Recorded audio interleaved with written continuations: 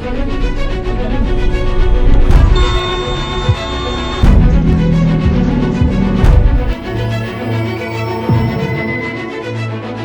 everyone! Karaniwan sa mga kamote ay sumisingit at nag-overtake kahit alanganin, basta lang silang mauna palagi sa kalsada. Sa video na ito ay panoorin natin ang makatigil oras na diskarte ng mga kamote. Panoorin natin ang video na ito. Umpisahan natin ang video sa e-trike na bigla-bigla na lang lumiko at tinamaan pa niya ang kapwa niya e-trike.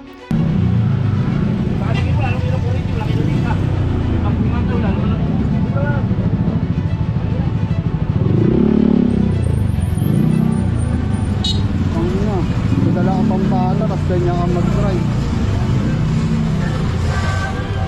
Uy, yan na. Ayun na sinasabi ko. Tang ina ka, may kasama pang bata. Kahit naman double solid yellow line, ay lumipat palang linya itong jeep ng walang signal light.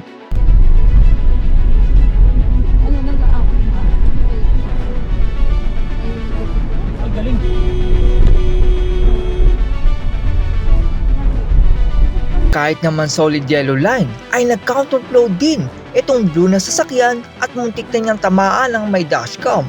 Dominic, di na nila mababayaran. Babayaran. O bakit kailangan? Marami rin ako sa sabi.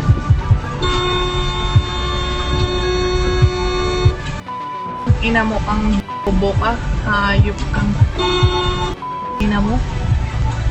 Buwang ina. Ina talaga mga bobo. Nandito na siya, oh, gaganunin niya na ako. Ina, hindi ko siya nakita eh. Nasa liit lang ako natama eh, siya yung mali eh. Ang tricycle naman na ito ay ang bilis ng takbo kahit na red light pa ang stoplight.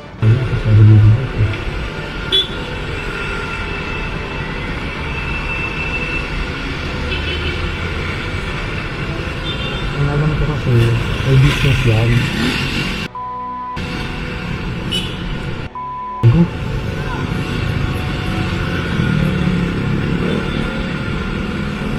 Ang L3 naman na ito ay nag-counterflow sa solid white line para lumiko sa kanan kahit naka-green na ang may dashcam.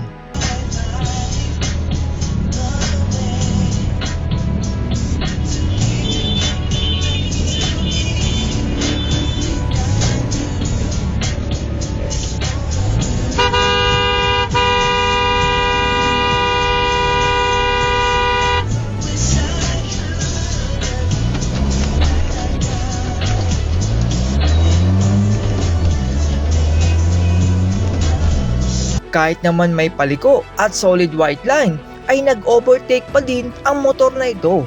Kung maka-counterflow na nga, in-overtaken mo pa! Pag kayo nakahanap kayo ng katapat nyo, positive kayo sa tegi! Anong tegi? As in, patay! No? Ano yan? Negative times negative is positive? Engot!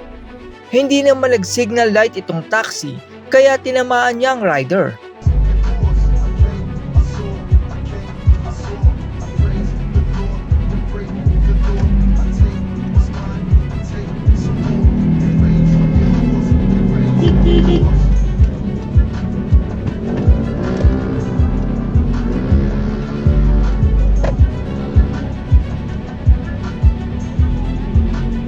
Nag-counterflow naman ang tricycle na ito para hindi na siya iikot mula sa kabilang kalye.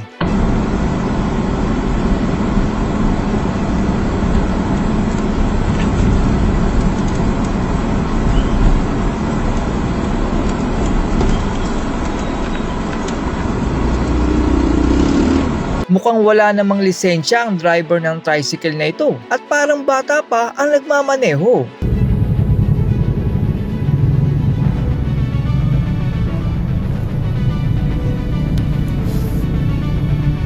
Pangarap naman ng dalawang rider na ito na maging si Superman at lumipad sa kalangitan.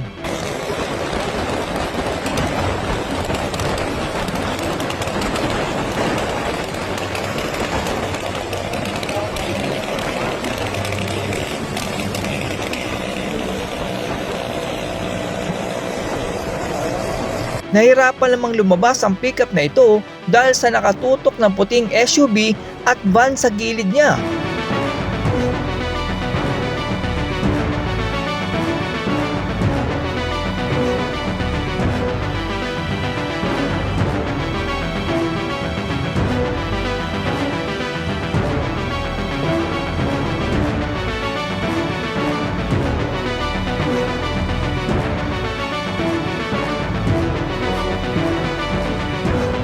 Kahit hindi naman sira ang kalsada, ay sinisira naman itong mga kontratista para lang may malaking pondo ang may bulsa nila.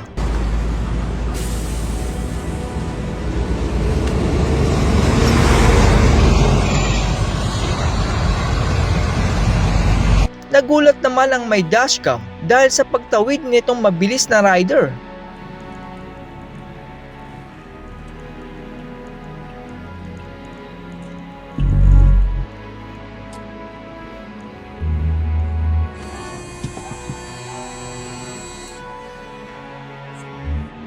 Nagkamali naman ng exit ang itim na sasakyan kaya umatras ulit siya.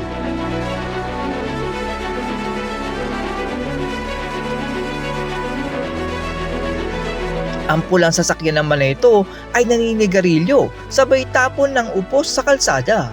Value ng bread. Pero ano po ba ang isa sa ilan sa mga turo sa Bible tungkol sa finances? Kasi kung ako, mag-iisip ako finances, ang pinaka naiisip ko, yung mga nakuhang pera ni Ang Xtarex naman na ito ay hindi muna tumingin sa side mirror bago lumipat pakaliwa.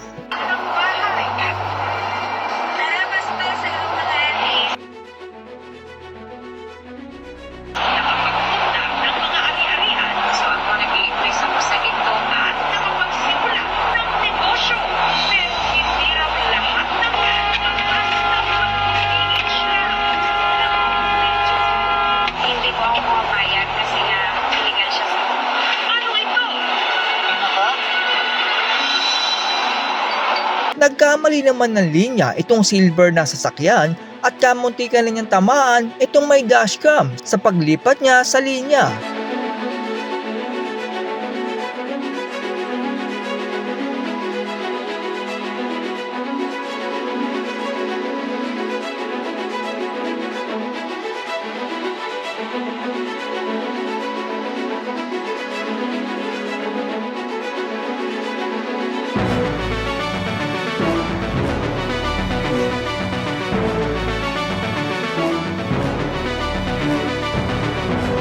Mukhang hindi naman sanay sumingit ang driver ng Montero at kamuntikan na siyang tamaan.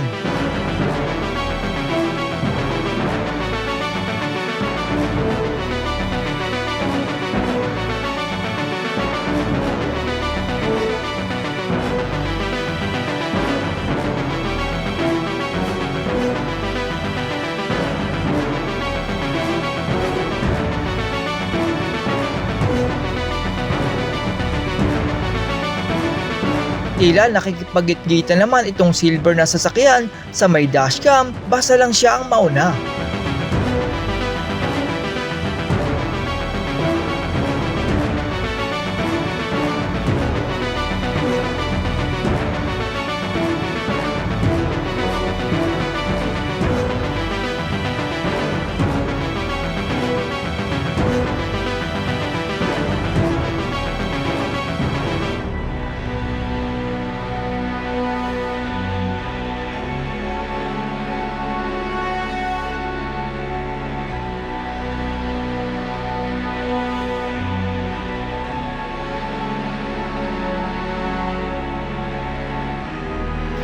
At yan po ang mga kamote na susubok sa inyong pasensya. Sana po ay magkaroon tayo ng pagbibigayan sa kalsada bilang mga Pilipino na nagkakaisa at hindi naguunahan. Lahat naman tayo ay gusto makarating sa ating pupuntahan. Pero kung mabagal ang takbo ng trapiko ay wag na po nating pilitin at hindi counterflow ang sagot upang mapabilis ang ating biyahe. Dahil ang sobrang pagpapatakbo ng mabilis ay isang sangkap ng disgrasya na pwedeng makapagpahamak ng ibang motorista. That's all everyone. Salamat sa inyong panonood. This is Chuck and you're watching Bike Drone.